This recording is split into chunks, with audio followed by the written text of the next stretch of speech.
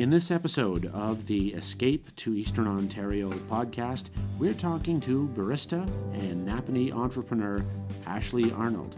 Napanee Coffee Lovers have been waking up to his signature blend of continental beverages at his shop, Coffee Cravings, since 2007.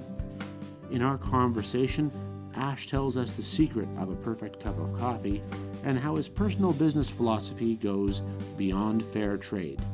This is the Escape to Eastern Ontario podcast.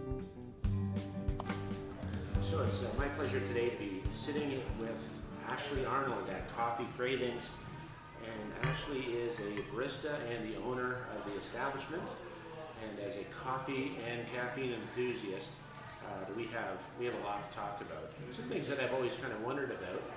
I'm sure that you'll find kind of Ash's background story as fascinating as I did. So how are you today, Ash? Very good, thank you. Very good. Are you sufficiently caffeinated? I'm getting there. I'm still drinking one right now, so it's an all-day process. There you go. So what is your beverage of choice with? I'm pretty much an espresso guy. I do like the odd macchiato, and for us, we do a true macchiato. It's about an ounce or two of espresso, with just a small dollop of foam milk. So that's my poison of choice. There you go. So I have to ask, how did you decide? What was the kind of watershed moment for you where you decided this is where I want to be spending my days? Part of me will always say it was a severe addiction to coffee that really got me started in this. And I say that kind of, sarcastically, but yet I say it honestly as well, because my home counter involved a traditional coffee maker, a drip coffee maker, an espresso machine, 2 grinders, some different flavors, and a pour-over coffee maker. So that was, my counter at home, and it's always been something I've always been interested in, learning more about, and just a passion developed for it. And always in the back of my mind was one of those things saying, hey, one day I'd love to kind of have my own shop, or at least work in the industry. Gotcha. So you're likely a very social person. I've been in your coffee shop dozens of times, and you know everybody by name. And was that a draw for you as well, the social side of the business? It was, for sure. Definitely a social person. I can't deny it, even to the point where my kids, sometimes if I have to pass by here and I want a coffee, my kids will run in here and get my coffee because they don't want me to come in, because they know it's a 20-minute venture for me to get coffee, because I will stop and talk to people. And it's, being social is one of the aspects in life. I'll talk to people just randomly, and it's, I like hearing stories. I like, chatting with people. I like sharing with people. I like hearing from people. It's just part of my life. I love it. And coffee, to me, is it's a social binder. It's something where people can start chatting. Yeah, absolutely. It lights up your brain as well, isn't it? So, what kind of training did you have to get to become a barista? So, a lot of it is self-taught. In the sense of a lot of research, a lot of behind the scenes of learning about coffee, whether it be online, talking to other people in the industry or anything like that. Beyond that, when I started a shop, fortunately for me, our coffee roaster is phenomenal. They did a lot of training, but beyond that, I went to the Specialty Coffee Association of America. They offer classes for whether it's coffee cupping, coffee brewing, coffee tasting, procedures like of how to run a cafe. They also do training on machines for brewing and different things as well. I didn't take all those classes. I did take, however, certain levels of training of operating machines, cupping, and judging for coffee tasting and competitions.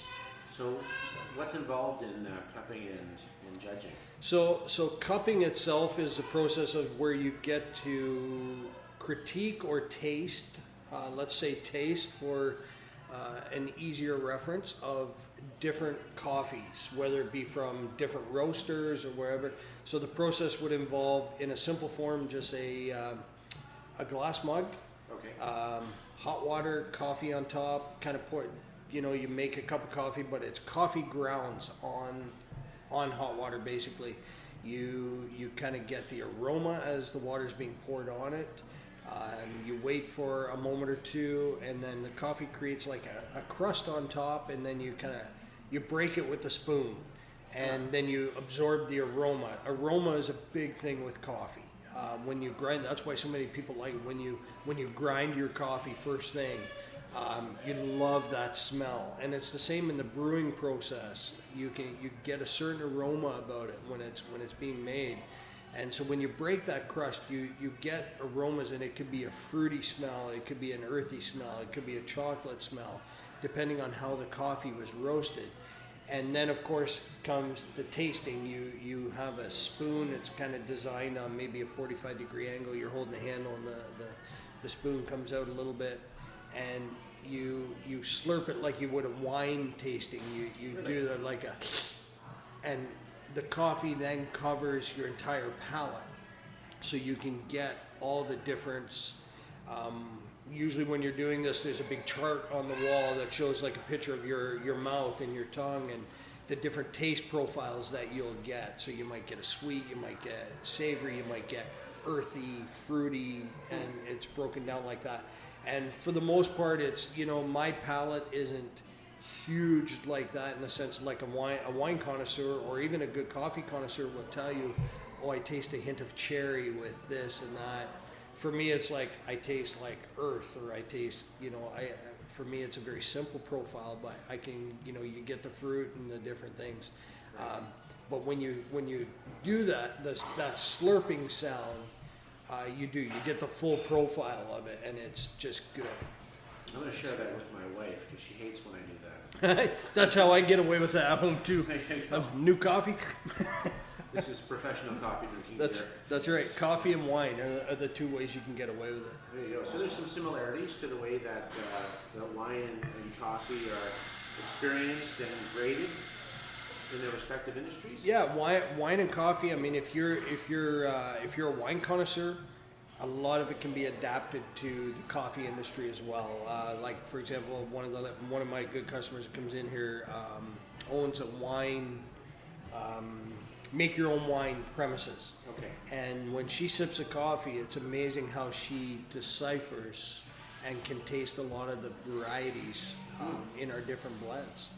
It's pretty neat, and how we compare stories of wine tasting versus coffee tasting. It's right. it's very interesting. So that's very useful for me to getting to know how you think about your product. In the wine world, obviously regions have a significant bearing on the quality of the grape. So how does kind of the regional factor contribute to the end product? The regional factor is huge. That's why, and honestly, that's why there's so many different coffees. And even here, we probably have, I would say, coffee from 10 different regions probably. I mean, most people would know Colombia and Juan Valdez. Indonesia is another big one. We have Mexico, we have Hawaii, we have, so the industries are all different. Each one has its own unique flavor profile. So it's really hard to pinpoint them down, unless you're hours, speaking about it, but everything. So everything from the amount of rain that is received, the amount of sunlight versus the amount of the altitude at which the coffee cherry is grown, everything can affect it. That's the first process. Then your second process, of course, is your roasting factor. So every roaster can put their own unique profile taste on that. So the coffee world can be an endless possibilities of taste, because you have your growing factors, but then you have your roasting factors. Are there also species factors, like subspecies of the coffee bean, or? There is, and that would come more so with the altitudes. A higher altitude, you can grow a different bean than versus a lower altitude. but you're basically into, most people would associate species with where they're coming from. Right. Where it's coming from is pretty much your species of coffee. Like an Indonesian is much different than a Colombian versus Hawaiian. Right. And Hawaii is famous for its Kona coffee, for example, because it's grown up in the mountains. Okay. Yeah. So the different species have different climate tolerances, and that affects the way it ends up tasting. It would for sure. Yeah. It's fascinating. So what's your favorite there? Well, that's a tough question. I mean, I love coffee in general. One of my favorite so this changes with seasons for me. Okay. So currently, right now, like we have a French Bolivian. It's a Bolivian coffee, single origin. It's roasted really, really dark. For me, it has an earthy taste, and I love it. But my wife, for example, she won't drink it because it's too dark, it's too heavy, it's too earthy for her. Okay. I also like right now our espresso blend, which is a mixture of it's Guatemalan, Colombian. There's some Kenyan in there as well. It's about a medium to a heavy-bodied coffee, and I love it for the espresso because what it does as an espresso, it's got a great sipping quality, so you can drink it straight. Okay. Or it's got enough of a punch that it comes through the milk and it gives you a good coffee flavor in a latte as well. So it's a good generalized espresso, and that's probably one of my strongest drinkers for sure. That's awesome. Something that was explained to me recently pertains to the lightness of the coffee and how that affects caffeine content and mildness. Do you want to explain that a little bit? Yeah, so again, without getting too heavy into the science of it, I mean, technically speaking, the lighter the coffee, the more caffeine. Okay. So I guess an essential way that I kind of explain this to a lot of people is it's like if you were to put a roast in the oven. The least amount of time you put that roast in there, it's really flavorful and juicy. When you cut it, you've got some of the juices flowing out from a roast. The longer you leave it in the oven, the darker it gets. It gets really dark and gets really thick on the outside and crusty. And when you cut that, it's drier on the inside. Okay. But that roast has a more doneness flavor, like a heavier flavor to it. Whereas if you took it out earlier, it's got a lighter flavor to it. It's juicier. So the coffee bean, essentially in the same kind of instance, when you roast the coffee bean, if you roast it for a short time, the bean stays light brown. It doesn't sweat the caffeine out, let's say. Whereas a dark roast, if you leave it in there, it sweats more of that juice out, but yet it brings that darkness and the flavor out. Gotcha. And no, I don't like burnt roast. I like dark coffee, but I like a light, a nice light roast. Not too far, right? That's right. That's right. There you go. And so the lighter coffee has a milder flavor as well. Has a milder flavor just because of that. I don't want to call it burnt, but that darkness where it draws it out. The darker, has that more robust taste. It's kind of like screaming in your mouth that I'm coffee. Gotcha. Yeah, my taste for coffee was really ruined by one of my old bosses there, who was a full-on coffee snob. And she used to spend $10 a pound on Cook's coffee down in Kingston. And that ruined me for Tim Hortons for many, many years. But just the oily beans and the grind and putting it through good water as well. Actually, speak to that. What's the role of water quality? Well, a cup of coffee is probably 95+% water.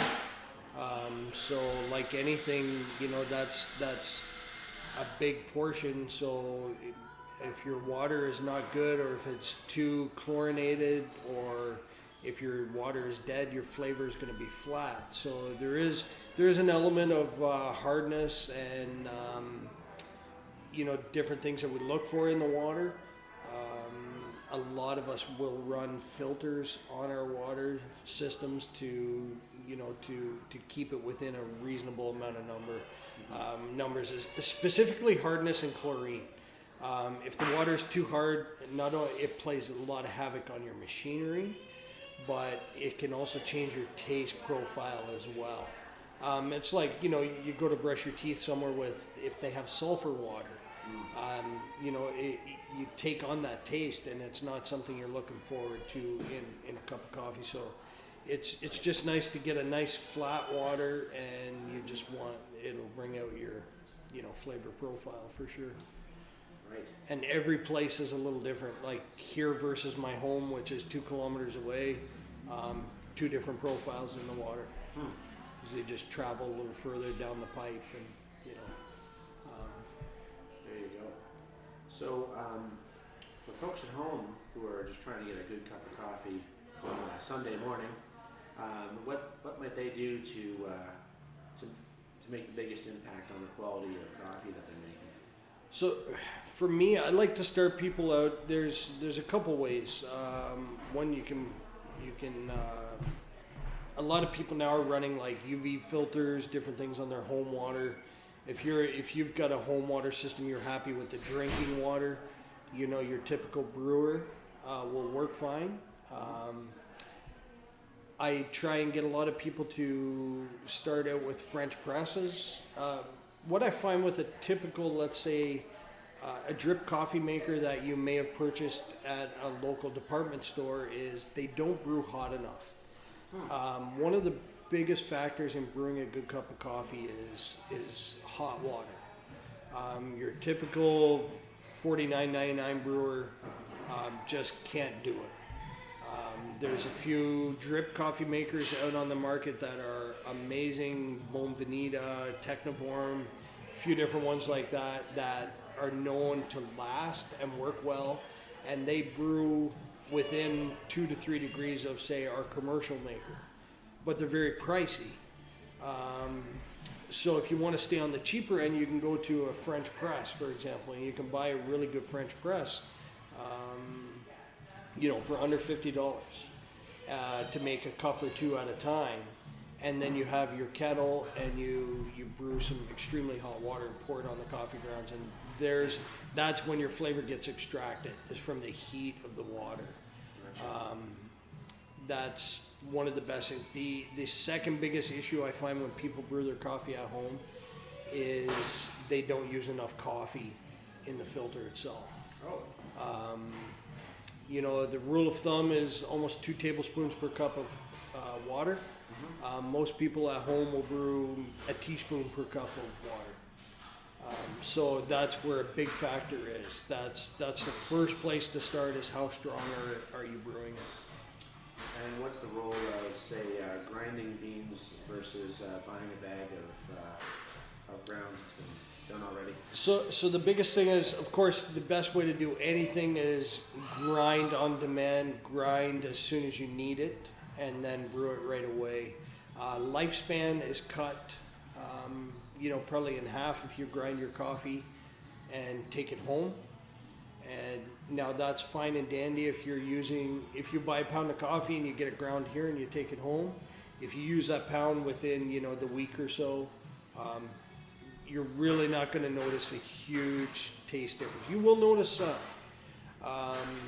Being that our coffee is always fresh, when we get a coffee order, it's roasted 1 or 2 days prior to us getting it. Oh, really? So if you take the beans home, the bean kind of locks that flavor in, then you grind it and you use it, you're going to essentially keep that flavor and get it in your cup. The downside of, let's say, a grocery store, because that's always a big question for me, is people buy beans at a grocery store. If you buy beans at a grocery store, the biggest issue becomes you have no idea how long it took to get that bean to the grocery store. It started at a roaster somewhere, then it was shipped to a distribution warehouse, then the distribution warehouse may have shipped it to another local distribution who ships it to your local grocery store. That process can take 1 week, it could take 6 weeks.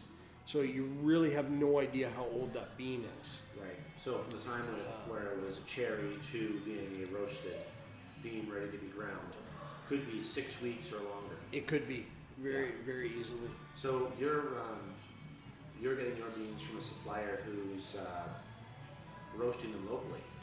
We do. Our roaster is about 2.5 hours from our store. And they have 2 buyers that travel the world and look for coffee beans. That's their job. And when I get onto that, I might be jumping ahead on you here, but a lot of people look at, are your coffees fair trade? Are they organic? There's a lot of questions when it comes to coffee and what we would call, say, the ethical bean, because for years coffee has been an industry of where, let's say, a mafia oriented, where people would come in and try and control farmers and take over their farms and give them next to nothing for coffee. And basically steal, I can't say steal, but pay a farmer, let's say, $1 a pound for green beans and bring it back and then try to sell it to you as a consumer for $20 a pound. And you have no idea any exploitation. So you don't, when it comes to that. And so the Fair Trade Organization came along and they said, okay, we're going to set a coffee standard and we're going to pay farmers X amount of dollars. So we are part of the Fair Trade Organization. I don't buy a lot of stamped Fair Trade Organization, only due to the fact that our buyers now, we call beyond fair trade. So our buyers have found farms where they produce an excellent crop, an excellent quality, and they say, hey, look, how much of this can you produce? And if they say we can produce 10,000 pounds of this a year, we'll say, you know what, we want to buy all 10,000 pounds. Fair trade is currently in the neighborhood of $4 a pound to a farmer wherever they may be. Okay. We are now paying up to $6.50 and $7 a pound to some of our farmers for their coffee. And so what that does is it makes them extremely happy, as you can imagine, because they're getting the highest dollar that they're ever going to see for a green bean. It'd be life-changing for a lot of these But places. it is. So these places, what they do then is hire their family. They can have their family at home and work. They can hire friends to come and work. And they take exceptional care of their farm because of that. So they say, you know what, our farm is now for this organization. We buy all their coffee and we get it direct from them. It comes directly to our roastery. We roast it and then it goes out to all the cafes that are part of it. And to me, that's why our coffee is exceptional. It's, we value the coffee. We know we have to, if we don't treat you right as a farmer to get our coffee, you honestly don't care the process. You just want to grow a bean, pick it, and sell it. Yeah. But if you know you're getting a lot more money for that bean, you're going to look after your trees. You're going to look after the process. You're going to, you're going to wash it. You're going to make sure everything is good with it, your growing conditions, and keep it that way. Right. And you can taste the love. And and we say that it's awesome. We love our coffee right from bean to cup. It's produced with love and passion. People, even our staff that work here, they love their job. I hire people based on personality, that they can talk to people, they can have fun, they can joke, and and it goes right from the bean to the cup. That's what we aim for. Okay, so really appreciate you spending the time to talk about your story and about the product and the really special thing that you're doing here. And so how can people find you? We're located in Napanee. We're right downtown Napanee on 86 John Street. It's the corner of John and Dundas Street. And you can find us on Facebook and Twitter as well. And that's pretty much the easiest way to get to us. And of course, most of all, we'd just love to see you down here for a cup of coffee and have a chat with you and learn who you are and about your story and where life is taking you over the road. We enjoy that. We're the place to go. You know, we love to, we consider ourselves the third place, right? You have your home, your workplace, and we like to be the place where you can come relax with friends and family and just kind of just have a little bit of fun and a good cup of coffee. That's awesome. Thanks for your time today. No problem. Go. Awesome.